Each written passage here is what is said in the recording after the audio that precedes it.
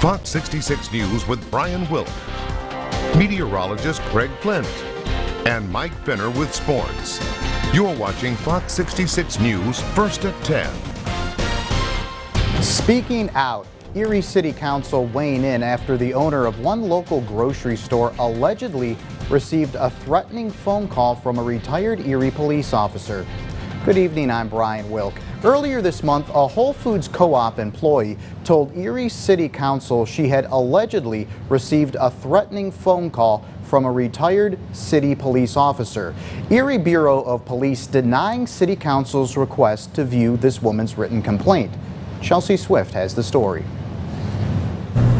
Whole Foods co-op employee Leanna Narocco allegedly receiving a threatening phone call from a retired City of Erie police officer on September 2nd. She claims she said she should be raped and murdered for her support of Black Lives Matter. But some members of City Council are saying police reports cannot be released until the investigation is complete. The word is alleged, and our City Council people who are pushing for this should know better. They're not going to give us any information until the investigation is complete. Right now, it's not taking sides. It's a he said, she said, and we don't know who said. Brzezinski adding a lot of people want to know everything right away, but the full story cannot be told until the investigation is complete. It's not our place to be setting the agenda, so to speak. That's the mayor's job.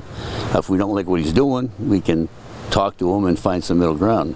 And City Councilman Michael Keys says the public will have to wait to learn more about this phone call. However, he says City Council wanted to learn more to follow up with the complaint. Somebody brought a complaint to us, and, we should do our due diligence to look into it. Keys adding he believes this instance demonstrates the community's need for a citizens review board. Citizens and the council do want a citizens review board because citizens need to have a safe place to go in order to file their complaints. Chelsea Swift, Fox 66 News. And to weather now, meteorologist Tom Atkins has your Fox First forecast. Hey, Tom. Hello, Brian. Good to be filling in for Craig Flint tonight. We'll take you out to the east side of Conneaut Lake, Iroquois Club on a Sunday night on a channel lock cam. Pretty shot with the reflection of the lanterns in the water. Nice calm night. Now look at Erie. North wind off that water, which is 71 degrees, keeping Erie's temperature at 71. The rest of the area in the low 60s. So we've got fall-like weather moving in. Any showers moving out to the south of Interstate 80. And just basically a mostly cloudy night. Sunrise is at 7 a.m. straight up tomorrow. It's going to be a lot cooler tomorrow than it has been the past couple of days. Sunshine will be increasing as we go into the afternoon, with temperatures staying in the 60s. We'll have more on your forecast later in the show. Right? Thank you, Tom. A sign outside a gym in Mill Creek Township is catching the attention of many people. The sign outside Joe's Gym reads, "Trump-hating Nazis, show your ignorance, display a Biden sign." The owner of Joe's Gym, Joseph Orengia, says he put this sign up after people stole and vandalized some campaign signs outside of his business. He says he was tired of people damaging his property and wanted to leave a message for those people. Orengia adding he has noticed people's reaction to the sign online. He says he has posted a statement about the sign on his Facebook page. As of today, the Pennsylvania Health Department will no longer update COVID-19 numbers on the weekend. Here now are the COVID-19 numbers for Erie County as of Saturday. The State Department of Health reporting the Erie County cumulative number of cases to 1,421 with 48 deaths. The Department of Health reporting the statewide total to over 143,000 cases, with a total number of deaths reported at 7,862. Crawford County reporting 245 cases, Warren County reporting 40 cases, Chautauqua County reporting 558 cases, and Ashtabula County reporting 627 cases. Researchers at University of California, San Francisco claim they have developed a synthetic nanobody that could be a game changer in combating the coronavirus. Fox News correspondent Claudia Cohen has more. Researchers at UC San Francisco have developed a kind of biological PPE, like a face mask at the cellular level, to prevent the coronavirus from taking hold. It is a synthetic nanobody called an AeroNab, and it puts the coronavirus in a chemical straitjacket by attaching to those unique protein spikes that attack human lung cells.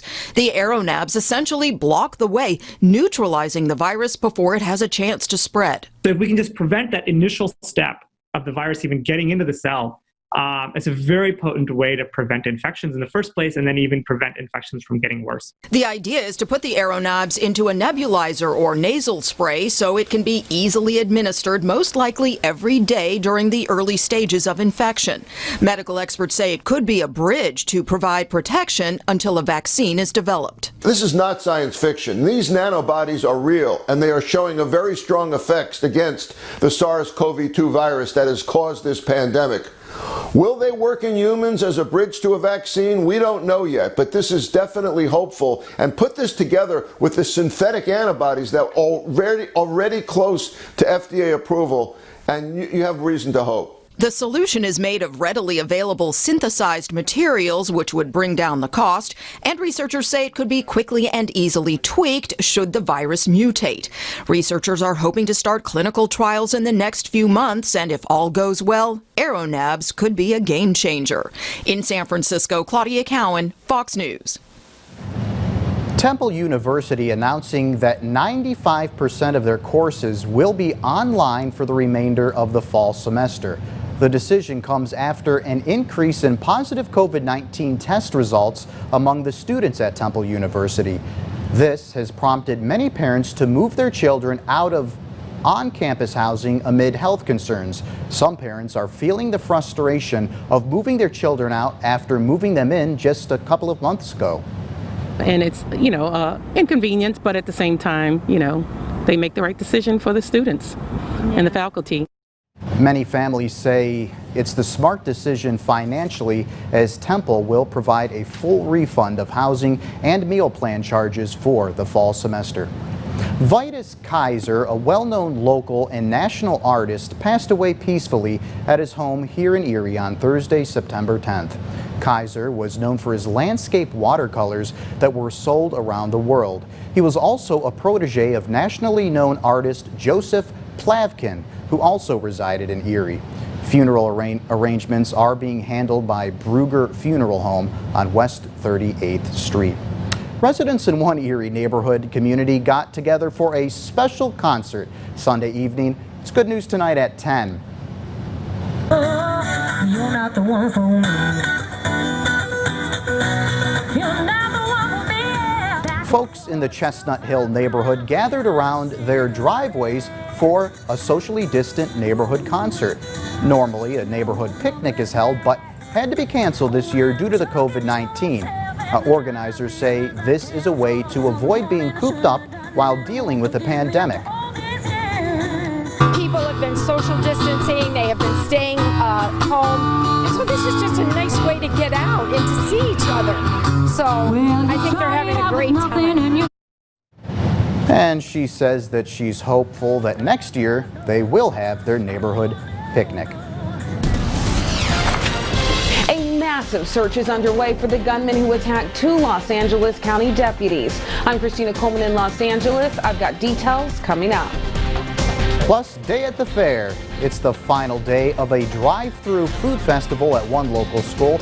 We'll take you there. And sweet distraction, this politician getting a little extra help from his kids during a live interview.